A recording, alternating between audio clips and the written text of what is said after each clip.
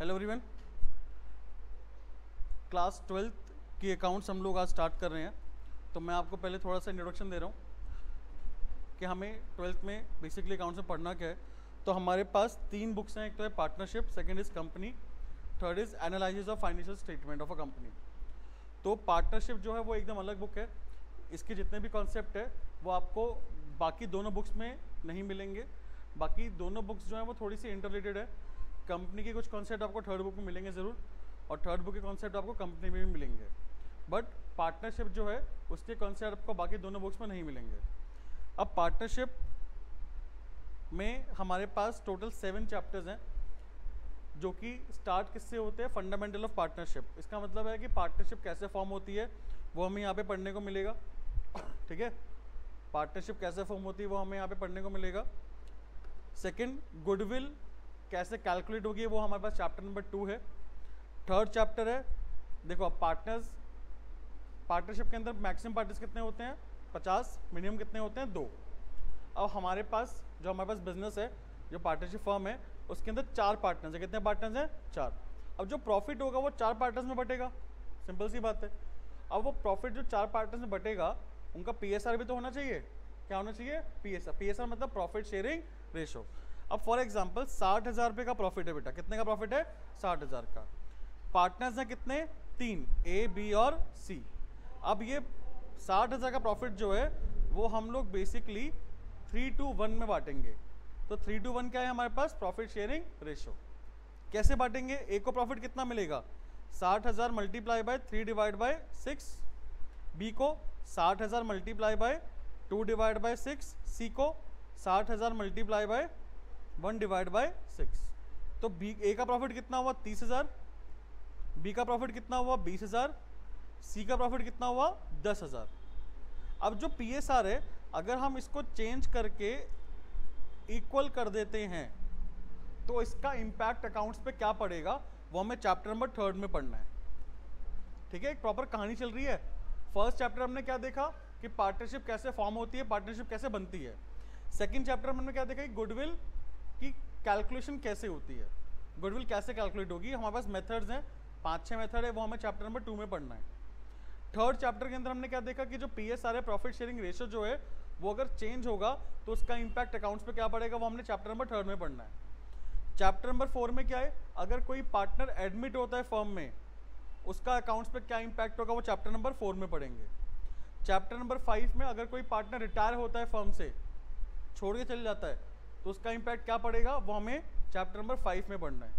फिर अगर किसी पार्टनर की डेथ हो जाती है उसका इंपैक्ट क्या पड़ेगा वो हमें चैप्टर नंबर 6 में पढ़ना है। और लास्ट, अगर हमें अपना बिजनेस ही बंद करना है, पार्टनरशिप फर्म क्लोज करनी है, तो वो हमें कहाँ पे सीखने को मिलेगा, चैप्टर नंबर 7 में। तो आपने देखा शुरुआत से लेकर एंड तक पार्टनरशिप कैसे फॉर्म होती है, लास्ट पार्टनरशिप कैसे बंद होती है। तो एक प्रॉपर एक पूरी कहानी है जो हमें पार्टनरशिप में पढ़नी है।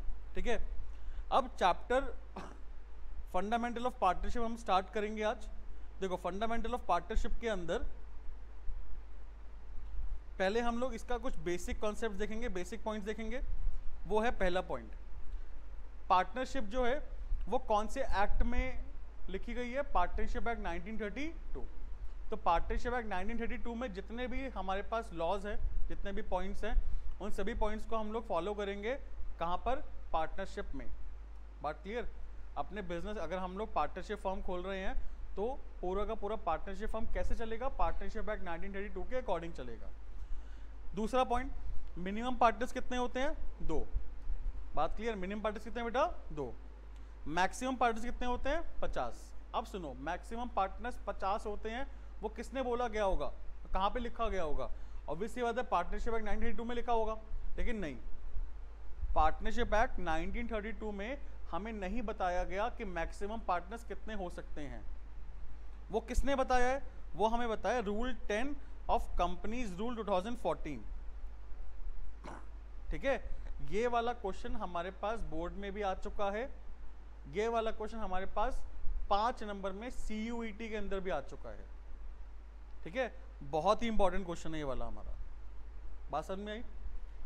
50 पार्टनर्स की लिमिट, 50 पार्टनर्स की लिमिट कौन बता रहा है हमें, रूल 10 ऑफ कंपनीज रूल 2014 बता रहा है। ठीक है, अधिकतर बच्चे गलती क्या करके आते हैं, पार्टनरशिप एक्ट 1932 पे टिक लगा के आ जाते हैं, लिख के आ जाते हैं, बट वो क्या है बेटा, गलत। नेक्स्ट, हमारे पास 3 ऐसे लोग हैं जो पार्टनर नहीं बन सकते। पहला, माइनर, जिसके 18 साल से कम की उम्र है। दूसरा, पर्सन ऑफ अनसाउंड माइंड, जिसका माइंड स्टेबल नहीं है, वो पार्टनर नहीं बन पाएगा। तीसरा, person disqualified by any law, किसी लॉ के अंदर अगर कोई भी इंसान डिस्क्वालीफाइड है, फॉर एग्जांपल अगर किसी ने कोई क्राइम करा है, ठीक है, तो वो क्या है बेटा, क्रिमिनल लॉ के अंदर क्या होगा, वो डिस्क्वालीफाइड हो गया, तो वो इंसान पार्टनर नहीं बन पाएगा। लेकिन यहाँ पर हमारे पास एक एक्सेप्शन है, किसके लिए, माइनर के लिए। देखो, अनसाउंड माइंड और डिस्क्वालीफाइड बाय एनी लॉ में कोई एक्सेप्शन नहीं है, वो तो बन ही नहीं सकते, लेकिन माइनर बन सकता है अगर हम चाहें तो, बाकी पार्टनर्स चाहें तो। ठीक है, हाँ जी, लेकिन भाई यहाँ पे ध्यान रखना, अगर प्रॉफिट होगा तो हम माइनर को देंगे, लेकिन अगर लॉस होता है तो माइनर से पैसा नहीं ले सकते। क्लियर। अब 18 साल की एज जब भी माइनर अटेन कर लेगा, 18 साल का जब हो जाएगा, तो उसके 6 महीने के अंदर अंदर क्या करना है, उसको बताना है कि भाई वो आगे कंटिन्यू करना चाहता है या नहीं चाहता। ठीक है, ये 2 चीज़ें फुलफिल होनी चाहिए, तभी जाकर क्या होगा भाई, माइनर पार्टनर बन सकता है। पॉइंट नंबर 5, बिजनेस जो हम लोग करेंगे पार्टनरशिप फर्म में, वो क्या होना चाहिए, एक लॉफुल बिजनेस होना चाहिए। गैर कानूनी इलीगल बिजनेस नहीं कर सकते हम लोग। ठीक है, पार्टनर जो है वो हमारे पास एजेंट भी होता है और प्रिंसिपल भी होता है। इसका मतलब क्या हुआ कि पार्टनर जो है वो दूसरे पार्टनर्स को ऑर्डर दे भी सकता है और दूसरे पार्टनर्स ने ऑर्डर ले भी सकता है। तो एजेंट भी है और प्रिंसिपल भी है, इसे बोलते हैं हम लोग म्यूचुअल एजेंसी। क्या बोलते हैं इसे, म्यूचुअल एजेंसी। यहाँ तक कोई डाउट है, क्लियर है पॉइंट? हाँ जी, तो अभी हम लोग आते हैं अपने प्रैक्टिकल एस्पेक्ट पे। 2 लोग हैं, ए और बी, दोनों ने मिलकर अपनी एक पार्टनरशिप फर्म स्टार्ट करी। ठीक है, पार्टनरशिप फर्म स्टार्ट करने से पहले इनको क्या करना पड़ेगा, एक एग्रीमेंट करना ज़रूरी है, कंपलसरी है भाई, एग्रीमेंट होना ही चाहिए। अब एग्रीमेंट चाहे रिटर्न भी हो सकता है, चाहे वो ओरल भी हो सकता है। फॉर एग्जांपल, अगर दोनों पार्टनर्स यानी ए और बी जो हैं वो दोनों अननोन है, ठीक है, इतने ज़्यादा अच्छे दोस्त नहीं है वो लोग, तो इन दोनों ने क्या करा, एक रिटर्न एग्रीमेंट करा, है ना, जो भी टर्म्स कंडीशंस थी वो लिखा और साइन कर दिए। अब दोनों बहुत अच्छे दोस्त हैं, बचपन से बहुत अच्छे दोस्त हैं, तो उन्होंने सोचा कि भाई ठीक है, हमें रिटर्न एग्रीमेंट की क्या ज़रूरत है, हम लोग क्या करते हैं, ओरली डिस्कस कर लेते हैं चीज़ें। ठीक है, जो टर्म्स कंडीशन थी इन्होंने ओरली डिस्कस कर ली, तो ओरल एग्रीमेंट करा। क्या करा इन्होंने, एक ओरल एग्रीमेंट करा। तो यानी कि एग्रीमेंट करना क्या है बेटा, कंपलसरी है। अब दोनों बहुत अच्छे दोस्त हैं, दोनों ने ओरल एग्रीमेंट कर लिया, क्या आगे जाके इन दोनों में लड़ाई हो सकती है? हो सकती है। दोनों में क्या हुआ बेटा, डिस्प्यूट हुआ, ए और बी में क्या हो गया, डिस्प्यूट। अब वो डिस्प्यूट लेकर वो कहाँ पे गए, कोर्ट में गए। कोर्ट किसकी हेल्प लेगा, लॉ की। लॉ कौन सा है, पार्टनरशिप एक्ट 1932। पार्टनरशिप एक्ट 1932 बोलता है when partnership deed is silent, मतलब व्हेन पार्टनरशिप एग्रीमेंट जो है ना वो अगर ओरल है, क्या है बेटा, ओरल, और अगर दोनों पार्टनर्स में लड़ाई हो जाती है तो ये 5 पॉइंट है बेटा, वो हमें मानने पड़ेंगे। कितने पॉइंट, 5 पॉइंट। दोबारा सुन लो, 2 पार्टनर्स हैं, दोनों पार्टनर्स के बीच में ओरल एग्रीमेंट था और उनके बीच में क्या हो गई, लड़ाई हो गई, डिस्प्यूट हो गया। और जब डिस्प्यूट हो जाएगा तो लॉ जो है कौन सा लॉ, पार्टनरशिप एक्ट 1932 बताता है हमें when partnership deed is silent, यानी कि पार्टनरशिप एग्रीमेंट इज ओरल अगर है तो हमें ये 5 चीज़ें माननी पड़ेंगी। कोड बोलेगा कि आपको ये 5 चीज़ें माननी पड़ेंगी भाई। अब पहला पॉइंट, प्रॉफिट शेयरिंग रेशो, पहले जितना भी हो, 2:1 हो, 5:3 हो, 3:2 हो, कितना भी हो उससे फर्क नहीं पड़ता, अब से कितना होना चाहिए, इक्वल। बात क्लियर? पीएसआर क्या होना चाहिए भाई, इक्वल होना चाहिए, प्रॉफिट शेयरिंग रेशो। अब इंटरेस्ट ऑन कैपिटल क्या होता है हमारे लिए, एक्सपेंस होता है। कैसे होता है समझते हैं। देखो यहाँ पे मैंने एग्जाम्पल बता रखा है। एग्जाम्पल में 2 पार्टनर्स है, एक तो मोनू है और एक सोनू है, ठीक है। अब मोनू और सोनू ने एक पार्टनरशिप फर्म स्टार्ट करी। मोनू ने 1 लाख रुपए की कैपिटल लगाई, सोनू ने 50,000 की कैपिटल लगाई। मोनू ने ड्राइंग 20,000 रुपये की करी पर्सनल यूज़ के लिए, सोनू ने 10,000 रुपये की ड्राइंग करी, बात क्लियर है। मोनू जो है एक एक्टिव पार्टनर है, उसको सैलरी मिलेगी। सोनू जो है एक स्लीपिंग पार्टनर है, वो कस्टमर लेके आता है तो उसको क्या मिलेगा, कमीशन मिलेगा। तो पहला पॉइंट इंटरेस्ट ऑन कैपिटल हमारा कितना परसेंट है, 10%। 10% हमारा जो इंटरेस्ट ऑन कैपिटल है वो एक्सपेंस क्यों है, समझो बात को। हम कौन है, पार्टनरशिप फर्म, हमें पैसा मिला किससे, पार्टनर से, उसको हम क्या बोलते हैं, कैपिटल। उस कैपिटल पे हमें क्या देना, ब्याज देना है। जब भी हमें पैसा उधार पे मिलता है तो हम उस पर क्या देते हैं, ब्याज देते हैं, इंटरेस्ट देते हैं। तो इसलिए क्या होता है बेटा, इंटरेस्ट ऑन कैपिटल हमारा क्या होगा, एक्सपेंस होगा। तो बिजनेस जो है वो मोनू और सोनू को दोनों को 10% का इंटरेस्ट देगा, किस पे, उनकी कैपिटल पे। 1 लाख की कैपिटल थी मोनू की, 10% कितना आ गया, 10,000। सोनू की कैपिटल कितनी थी, 50,000, 10% कितना आ गया बेटा, 5,000 रुपये। यहाँ तक कोई डाउट। नेक्स्ट, सैलरी और कमीशन हमें देनी है पार्टनर को, तो ये भी हमारे पास क्या है बेटा, एक्सपेंस है, पार्टनर को मिलेगा। बात क्लियर, पार्टनर को तो मिलेगा ना, सैलरी कमीशन पार्टनर को मिलेगा, तो हमारे लिए क्या है, एक्सपेंस है। अब यहाँ पे देखो, मोनू को, हाँ जी, मोनू को सैलरी मिल रही थी कितने रुपए की, 2,000 पर मंथ। तो 2,000 मल्टीप्लाई कितना करेंगे हम लोग, 12, कितना आ गया, 24,000। और सोनू को क्या मिल रहा था बेटा, कमीशन मिल रहा था, वो तो निकालने की जरूरत ही नहीं, लिखा हुआ है 12,000 रुपये पर एनम। ठीक है, कोई डाउट। अब इंटरेस्ट ऑन ड्राइंग, बेटा ये जो ड्राइंग करी है ना मोनू और सोनू ने, वो बिजनेस में से निकाला है पैसा। पैसा किसका है, बिजनेस का है, इनका नहीं है। किसका पैसा है, बिजनेस का है। तो बिजनेस ने जो पैसा दिया है मोनू और सोनू को, उस पर बिजनेस क्या करेगा, अब इंटरेस्ट चार्ज करेगा, इंटरेस्ट लेगा। बात क्लियर। तो पार्टनर जो है वो इंटरेस्ट ऑन ड्राइंग देगा। तो हमारे लिए क्या है बेटा, बिजनेस के लिए क्या है, ये इनकम है ना। अब अगर इंटरेस्ट ऑन ड्राइंग हमारे पास कितना परसेंट है बेटा, 8% पर एनम है, तो हम लोग क्या करेंगे, 20,000 और 10,000 का 8% निकाल देंगे।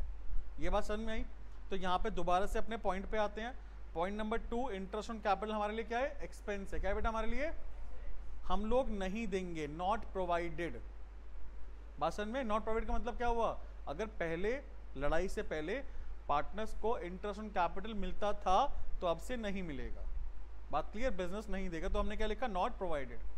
सैलरी कमीशन ये भी हमारे लिए एक्सपेंस है। तो पार्टनर को अगर लड़ाई से पहले किसी पार्टनर को सैलरी या किसी पार्टनर को कमीशन मिलती थी, लड़ाई के बाद अब से नहीं मिलेगी, not provided. Interest on drawing हमारे लिए क्या है, इनकम है। क्या है बेटा हमारे लिए, हमें मिलेगा ना। तो हम लोग अब चार्ज नहीं करेंगे। पहले अगर हम लोग चार्ज करते थे, पार्टनर से इंटरेस्ट ऑन ड्राइंग लेते थे, वो अब हम लोग नहीं लेंगे, नॉट चार्ज। 5th पॉइंट बड़ा इंटरेस्टिंग पॉइंट है, समझना। पार्टनर जो है वो बिजनेस को लोन दे सकता है, कैपिटल के साथ साथ क्या दे सकता है, लोन। तो उस लोन पे बिजनेस इंटरेस्ट देगा, बिल्कुल देगा। कितना परसेंट, 6% पर एनम फिक्स्ड है। अगर लड़ाई से पहले 5% इंटरेस्ट देता था फर्म, बट अब कितना देगा, 6%। लड़ाई से पहले अगर 7% देता था, अभी कितना देगा, 6%। ठीक है, पहले से हमें मतलब नहीं है। अब क्या होगा, ये 5 चीजें मेरे साथ बोलो भाई फटाफट। पहला क्या था, प्रॉफिट शेयरिंग रेशियो क्या होगा, equal. Interest on capital not provided, salary commission not provided, interest on drawings not charged, interest on loan 6% per annum fix rate of interest हम लोग प्रोवाइड करेंगे, देंगे ना, प्रोवाइड करेंगे। यहाँ तक कोई डाउट, क्लियर है पॉइंट।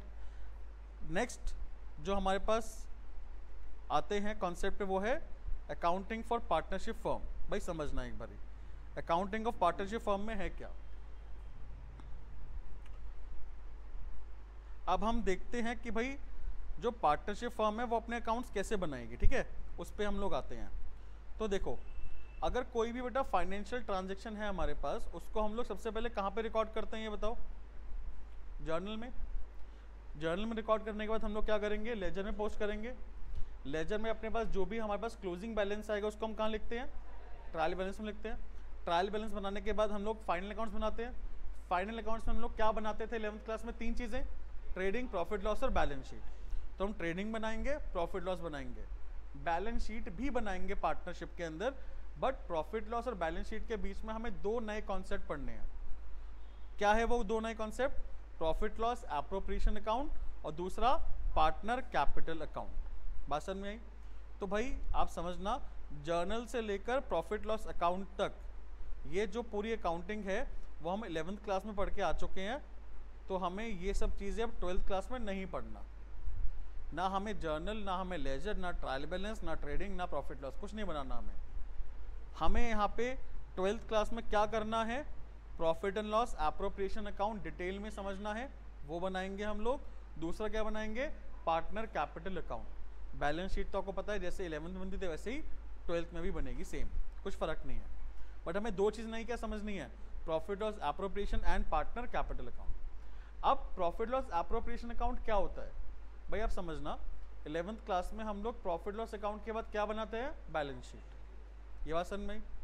अब प्रॉफिट लॉस अकाउंट में हमारे पास आंसर क्या निकलता था, नेट प्रॉफिट या नेट लॉस।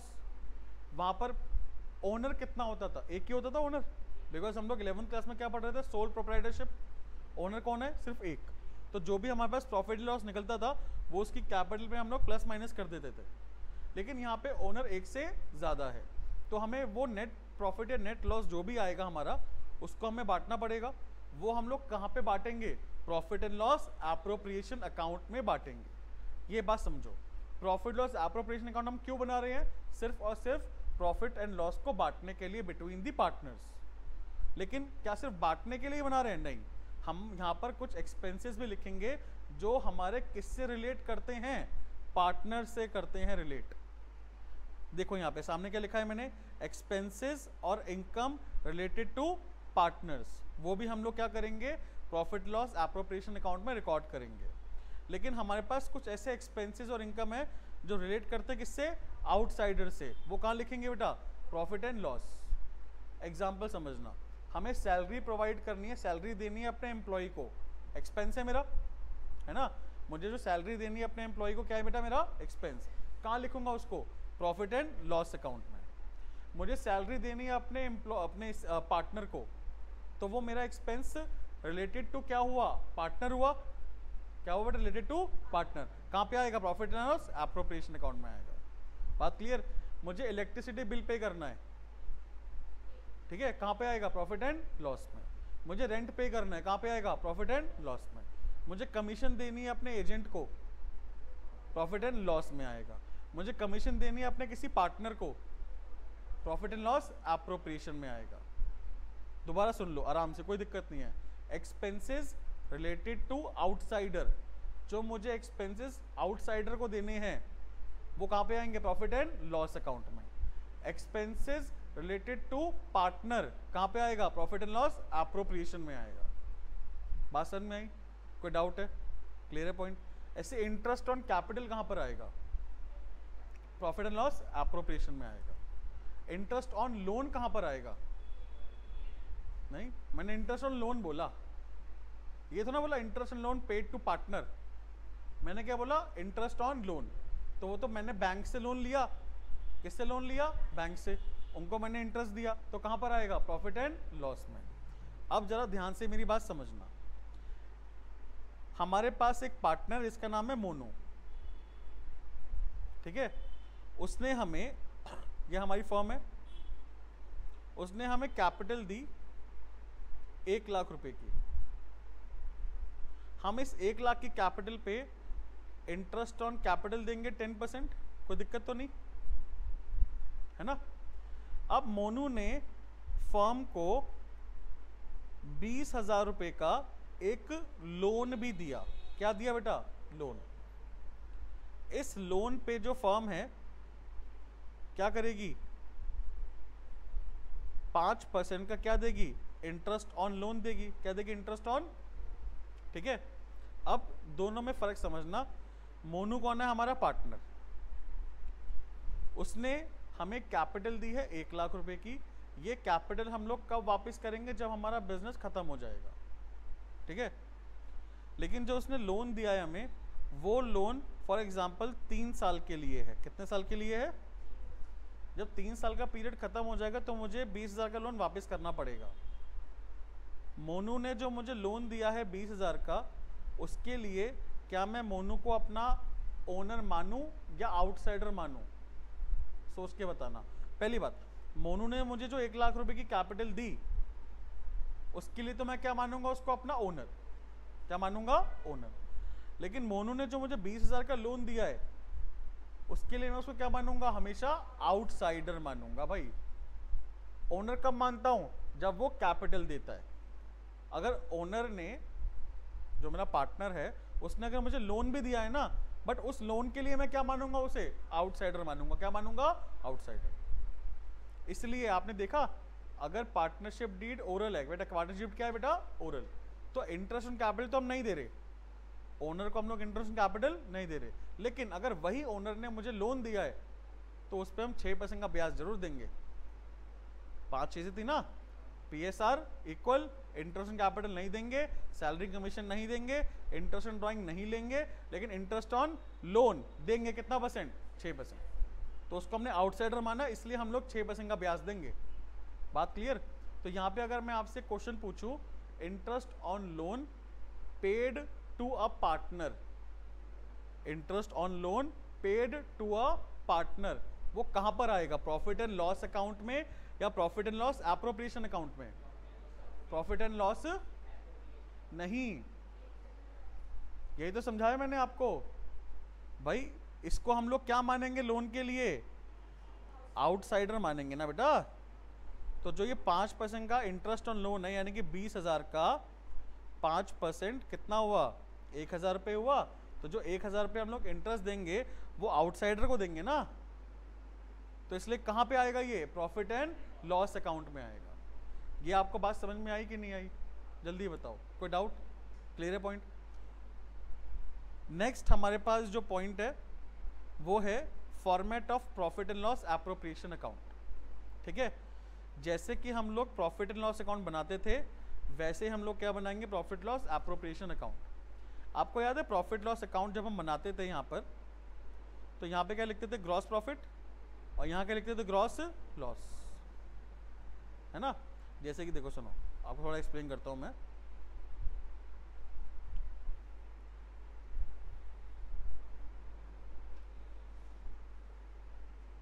हमने पहले क्या बनाया? हमने पहले बनाया ट्रेडिंग अकाउंट। ठीक है, क्या बनाया बेटा हमने? ट्रेडिंग अकाउंट से हमारा आंसर क्या आया? ग्रॉस प्रॉफिट आया या फिर ग्रॉस लॉस आया। फिर हमने क्या बनाया? Profit and loss account. तो ग्रॉस प्रॉफिट को हमने यहाँ पे ट्रांसफर कर दिया प्रॉफिट लॉस अकाउंट में, अगर ग्रॉस लॉस था उसको यहाँ पे ट्रांसफर कर दिया। इसका आंसर क्या आता है? नेट प्रॉफिट या फिर क्या आएगा? Net loss. इसके बाद हम क्या बना रहे हैं? प्रॉफिट लॉस एप्रोप्रिएशन अकाउंट बना रहे हैं। तो यानी कि इसका जो प्रॉफिट लॉस का आंसर है हमारा नेट प्रॉफिट, वो कहाँ पे ट्रांसफर हो जाएगा? प्रॉफिट एंड लॉस एप्रोप्रिएशन में। अगर नेट लॉस है तो वो भी ट्रांसफर कहाँ पे हो जाएगा? Profit and loss appropriation account में। बात क्लियर? तो यानी कि 12th क्लास में हमें यहाँ पे नेट प्रॉफिट निकालने की जरूरत नहीं है बेटा, वो हमें ऑलरेडी क्वेश्चन में गिवन होगा। तो इसलिए हम लोग डायरेक्ट क्या लिखेंगे? बाय नेट प्रॉफिट, ठीक है, या फिर टू नेट लॉस, दोनों में से जो गिवन होगा। बात क्लियर? अब सुनना ध्यान से, अपने पास पार्टनर रिलेटेड सिर्फ 3 एक्सपेंस होते हैं। कौन से? पहला इंटरेस्ट ऑन कैपिटल, हाँ जी, पहला क्या होगा? दूसरा सैलरी, तीसरा कमीशन। पहला इंटरेस्ट ऑन कैपिटल, दूसरा पार्टनर सैलरी, तीसरा पार्टनर कमीशन। इस वाले मैंने फॉर्मेट में एग्जांपल ले लिया कि अपने पास कितने पार्टनर हैं? 2, ए और बी। ठीक है, या फिर ऐसा करो ना, सोनू मोनू ले लो यार, जो अपने पास एग्जांपल था, मोनू और सोनू। तो मोनू सोनू को दोनों को क्या मिल रहा था? इंटरेस्ट ऑन कैपिटल मिल रहा था, है ना। मोनू क्या था बेटा? एक एक्टिव पार्टनर था, तो उसको क्या मिलेगा? Salary.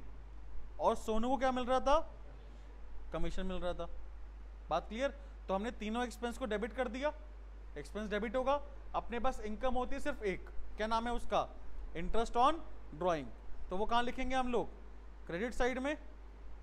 Interest on drawing Sonu और मोनू और सोनू, दोनों का जो आंसर आएगा अंदर लिखेंगे, टोटल करके क्या लिखेंगे? बाहर। ऐसे इंटरेस्ट ऑन कैपिटल, दोनों का जो हमारे पास इंटरेस्ट है वो अंदर लिखेंगे, टोटल करके कहाँ लिखेंगे? बाहर। कोई डाउट है? भाई क्लियर है पॉइंट यहाँ तक आपको? लास्ट में अब आप समझना ये वाला पॉइंट, ट्रांसफर टू रिजर्व, ये बड़ा अच्छा पॉइंट है, ये समझना। पहली बात, रिजर्व क्या होता है? हम लोग क्या करेंगे, हर साल प्रॉफिट में से कुछ परसेंटेज अलग से निकाल के रख देंगे। परसेंटेज मतलब एक पार्ट, प्रॉफिट का एक पार्ट हम लोग अलग उठा के रखेंगे आगे आने वाले एक्सपेंसेस के लिए, आगे आने वाले एक्सपेंसेस के लिए। अगर हम लोग ऐसा करते हैं तो उसको हम लोग क्या बोलते हैं, रिजर्व। बात क्लियर? हम लोग हर साल प्रॉफिट का एक पार्ट उठा के रख रहे हैं, जहाँ पे उठा के रखेंगे उसको हम क्या बोलेंगे, रिजर्व। अब सोचो एक बारी, रिजर्व हम लोग कब बनाएंगे? जब मेरे सारे के सारे एक्सपेंसेस माइनस हो जाएंगे तब, चाहे वो आउटसाइडर वाले एक्सपेंस हो चाहे वो पार्टनर वाले एक्सपेंस हो। इसलिए ट्रांसफर टू रिजर्व हमेशा हम लोग लास्ट में बनाते हैं। कब बनाते हैं? लास्ट में। बात क्लियर? मैं आपसे एक एग्जांपल पूछता हूं, आप मुझे बताना। आप जरा सुनो, मेरे पास ग्रॉस प्रॉफिट जो है ना वो है 1 लाख रुपए, ठीक है। उसके बाद मेरे पास यहां पर एक्सपेंसेस जो हैं रिलेटेड टू आउटसाइडर वो है 60,000 रुपये, ठीक है। फिर मेरे पास एक्सपेंसेस हैं रिलेटेड टू पार्टनर, वो है 20,000 रुपये। मुझे यहां पर रिजर्व क्रिएट करना है 10% का। बात क्लियर? तो मैं 10% का रिजर्व कहां पे क्रिएट करूंगा, सोच के बताना। प्रॉफिट एंड लॉस अकाउंट में या प्रॉफिट लॉस एप्रोप्रिएशन अकाउंट में? प्रॉफिट एंड लॉस एप्रोप्रिएशन में, जब मैं सारे एक्सपेंस माइनस कर दूंगा। आप सोचो एक बारी, अगर मैंने यहां पर ये ग्रॉस प्रॉफिट और एक्सपेंस रिलेटेड टू आउटसाइडर कहां पे रिकॉर्ड करता हूं मैं? प्रॉफिट लॉस में रिकॉर्ड करता हूं ना। यहां से मेरा नेट प्रॉफिट कितने का आया? हाँ जल्दी बताओ कितने का आया? 40 का आया भाई, ऑब्वियसली बात है ना। ग्रॉस प्रॉफिट 1 लाख का है, एक्सपेंस रिलेटेड टू आउटसाइडर कितना है? 60,000, तो 40 का नेट प्रॉफिट आ गया। अगर मैं प्रॉफिट लॉस अकाउंट में यहाँ पे 10% का रिजर्व क्रिएट कर लेता हूँ तो मेरा नेट प्रॉफिट कितना बचेगा? कितना बचेगा भाई? 40,000 का 10% कितना हुआ? 4,000। अगर वो भी माइनस कर दूंगा मैं 40 में से तो मेरे पास कितना रिजर्व बचेगा? 36,000 का। हो सकता है एक्सपेंस रिलेटेड टू पार्टनर मेरे पास 40,000 हो। कितना हो? अगर फॉर एग्जांपल ये मेरे पास 40,000 होता तो क्या मैं अपने पार्टनर को 40 दे सकता था? हाँ जी, क्या दे सकता था 40 में? नहीं ना। मेरे पास अभी रिजर्व सॉरी नेट प्रॉफिट कितना आया? 36। अगर मैं रिजर्व यहां पर क्रिएट नहीं करता, अगर मैं रिजर्व क्रिएट नहीं करता तो मेरा प्रॉफिट 40 से रहता और वो सारा का सारा मैं कहाँ यूज कर लेता? एक्सपेंस रिलेटेड टू पार्टनर में। बात क्लियर? कोई डाउट? उसके बाद अगर प्रॉफिट बचेगा तो मैं रिजर्व बनाऊंगा। बात क्लियर है बेटा? तो अब यहां पे ध्यान रखो कि ट्रांसफर टू रिजर्व यानी कि रिजर्व जो है वो हम लोग क्रिएट कब करते हैं? हमेशा लास्ट में। हमेशा कब करेंगे बेटा? लास्ट में, ठीक है। लास्ट में कब? सारे एक्सपेंसेस माइनस करने के बाद। अगर प्रॉफिट बचेगा तो, प्रॉफिट नहीं बच रहा तो रिजर्व भी नहीं बनाएंगे। प्रॉफिट अगर नहीं बचेगा तो रिजर्व भी नहीं बनाएंगे। कोई डाउट है? क्लियर है पॉइंट? देखो मैं आपको एक क्वेश्चन दिखाता हूं, ठीक है। आप मुझे बताना कि उसके अंदर हम लोग रिजर्व क्रिएट करेंगे या नहीं करेंगे। देखो ये हमारे पास एक क्वेश्चन है,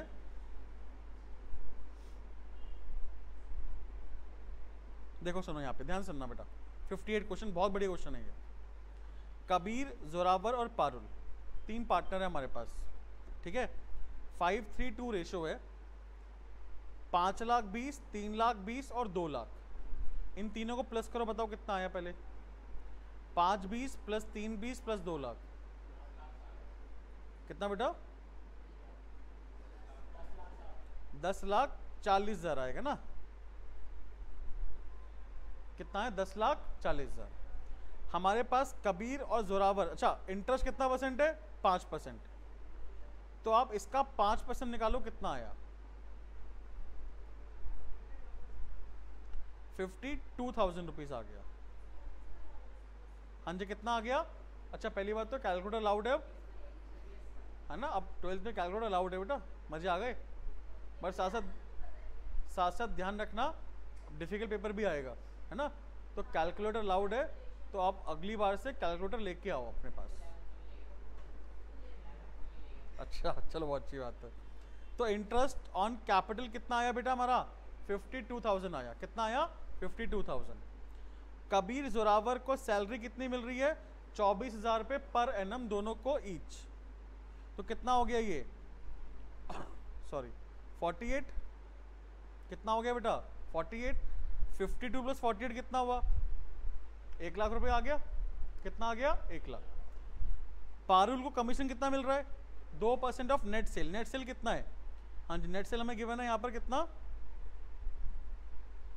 50 लाख। तो 50 लाख का 2% कितना हुआ? 1 लाख रुपए हो गया। तो 1 lakh plus 1 lakh, total expense कितना आ गया हमारे पास भाई? टोटल एक्सपेंस कितना आया? 2 लाख आया ना। लेकिन यहाँ पे ध्यान देना, प्रॉफिट कितना है? 1,55,500 रुपीज का प्रॉफिट है मेरे पास। समझ में आया? 1,55,500 का प्रॉफिट है, बट एक्सपेंस कितना है? और हमारे पास एक पॉइंट यहाँ पे और है, पॉइंट नंबर 5 पढ़ना, क्या लिखा है?